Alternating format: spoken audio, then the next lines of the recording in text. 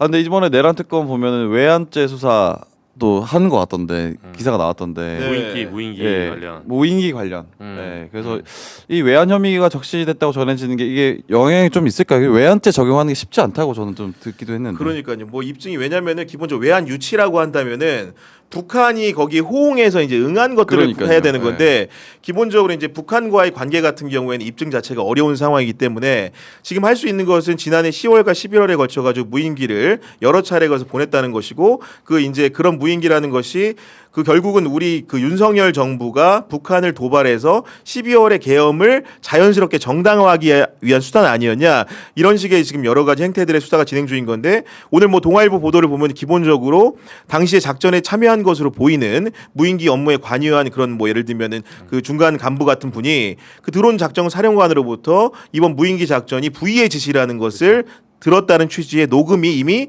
녹음을 내란 특검이 확보했다라는 거 아니겠습니까? 그렇기 때문에 그 외환의 그 죄 입증이라는 것도 기본적으로는 드론 작전 사령관을 거쳐서 국방부 장관을 경유해서 바로 종착지는 윤석열로 가고 있는 분위기이기 때문에 이건 역시도 특검의 주요한 수사 타깃이 되고 있고 이번에 영장을 재청구한다고 하면 주된 범죄 사실을 구성하지 않을까 이런 생각을 좀 하고 있습니다. 근데 이 외환죄는 저는 조금 다른 관점에서 이제 보는 것도 있어요. 왜냐하면 이게 전체 소위 말해서 공소 사실에 대한 전체적인 시나리오를 변경시킬 수도 있는 사건이거든요. 왜냐하면 우리는 그렇게 알고 있잖아요. 지금 12.3 계엄 그 당시에 그 평일이고 화요일이었는데 왜 윤석열이 바보처럼 갑자기 막 급전직하해서 혼자 막 이상하게 흥분해가지고 그날 막 뭐 김건희 특검 내지는 뭔가로 네. 이렇게 한 거다 또는 자기는 부정선거라고 우기잖아요. 네. 근데 이 무인기 사태는 보시면 알겠지만 그 정말 신기하죠. 12월 3일 이후에 계엄 이후에 있잖아요.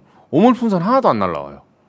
작년에 기억해 보시면 제가 저희 애 그 운동회 갔었거든요. 가을에 운동장에 떨어졌어요. 그게 오물풍선이. 예. 네, 막 소방차 출동하고 네. 막 여기 뭐 목동, 마포, 여의도 떨어져 난리 났었잖아요. 맞아. 네. 그때. 우리가 작년만 갔던 사람들이 입고 있는데 오물풍선 떨어져가지고 막 애들이 집에 오면 얘기를 하는 거예요. 아빠 뭐 저기 무슨 뭐 이렇게 나이트 삐끼 이거 우리 저는 알죠 이게 애들이. 나오네요. 삐라. 삐라. 저도 우리가. 네, 근데 저게 이제 소위 말해서 강남역 근처에 나이트 삐끼 그 주는 거랑 비슷해서 우리 애기가 물어보더라고요. 여기도 술집이야? 뭐 이러면서 그건 아니고 뭐, 윤석열이 유도한 것 같아. 이런 식으로 이제 저런 게 굉장히 많이 떨어졌었어요. 그래서 오물 뭐 원점 타격 안위부터 시작해서 국방부 장관 나와서 그때 그 난리를 부렸는데 이게 지금 쏙 들어왔잖아요. 거짓말처럼. 그러니까 요거 자체가 한 가지 추론은 뭐냐면 윤석열이 오물풍선을 의도했고 이거는 상호주의에 의해서 네. 북한도 상호주의에 의해서 날린 거예요. 그러면. 그렇지. 예. 예, 우리가 무인기를 안 날리고 도발하지 않으니까 더 이상 안 오는 거죠. 그러니까 첫 번째는 이 결과를 보면 지금까지 말했던 대남 도발, 소위 말해서 북한이 오물풍선한다, 저기다가 생화학 무기 하면 어쩌냐, 다 거짓말입니다. 물론 그 가능성이 없다고 말할 수는 없지만 적어도 국민의힘이 주장했던 그런 논리, 북한이 이렇게 도발하니까 우리가 쏜다. 이게 이제 꼬리가 먼저냐 몸통이 먼저냐 이 싸움인데 결국은 윤석열 머리가 먼저였던 거예요. 그렇게 그러니까, 추론할 네. 수밖에 없죠. 그리고 두 번째는 12월 3일 전에 이제 그거를 즉시적으로 흥분해서 너무 즉각적으로 계엄을 했다. 천만의 말씀. 이미 가장 짧은 시간으로 역산해도 10월로 넘어가잖아요. 예, 이거는 그 작년 3월부터 이제 예를 들면 뭐 김용현 불러서 뭐 관저에 불러가지고 얘기하고 노상원하고 뭐 꾸몄다는 이런 설들 있잖아요. 이게 실체가 어느 정도 나오는 거예요.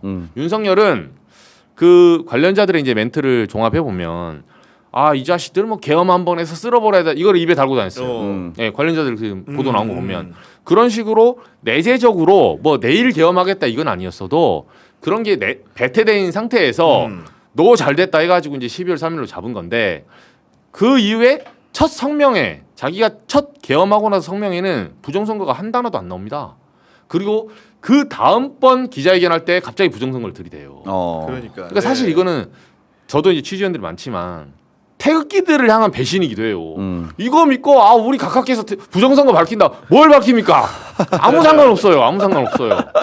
그냥 이 뭐 좌파 뭐 척결해야 한다 이게 입에 달고 다니다가 어떤 연유인지 모르겠지만 12월 3일 날 그냥 흥분해서 제가 봤을 때는 충동으로 했을 가능성이 높다. 그냥 몰렸겠죠. 뭐 한동훈 특검 뭐 그런 문제 여러 뭐 가지가. 관계 게시판 이것도 있고 몰린 상태에서 그게 발현됐는데 앞단에서 이제 저는 12월 3일 말고도 11월이나 10월도 했을 수 있다고 봐요. 외환이 터졌으면. 그래서 옛날에 97년 총풍처럼 북한이 반격하길 바랬던 거죠. 뭐 국지전이라도. 물론 이걸 한다 전면전이 일어날 가능성은 낮죠. 그냥 무인기 보낸다고 전면전 하지 않거든요. 북한이 생각보다 지금은 역설적인데 굉장히 절제력 있고 이성적인 국가라는 게 윤석열을 통해서 드러난 거예요. 국제사회에. 이거 한다고 해서 무인기 보낸다고 해서 평양이 뚫린다고 해서 바로 반격하지 않아. 그러니까 네. 얘네도 간을 보는 거예요. 아 이게 지금 구타 유발하는 건지 윤석열이 우리한테 코스프레 하는 건지 진짜 정보를 빼려는 건지 얘네도 나름대로 정보를 돌리고 있는 거예요. 그게 진짜 공격인지 가짜 공격인지를. 그래서 저는 굉장히 위험한 짓을 여러 번 시도했다.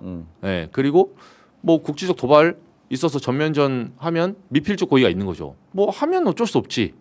대면 말고 아닌 말고 식의 약간 이게 있어서 수사가 들어간 거는 조은석 특검도 어느 정도 정보를 저는 수집했을 거라고 봅니다. 그러니까 네. 아니 그리고 외환 혐의 이제 드론 관련해 가지고는 우리 박형광 기자도 저도 상당한 취재를 하고 전문가이기 있습니다. 때문에 그죠. 또 우리 시청자들이 얘기를 해주는 것도 좋을 것 같아요. 네. 그러니까 이제 그 10월달에 2번 정도 날렸고 자연스럽게 11월 달에, 사회를 그거 말리면 안 돼요. 아니, 오늘 많이 한 것 같아가지고 지금. 11월달에 날렸는데 이게 그런 거예요. 어제도 아직까지 제가 기사를 쓸 건데 아직까지는 뭐 완전하게 밝힐 수 없는 것이 아직 그 취재원과의 얘기가 다 안 끝나서 근데 그 정도는 얘기할 수 있는 게 11월달에 날렸을 때는 10월달에 날렸을 때는 평양에 날렸어요.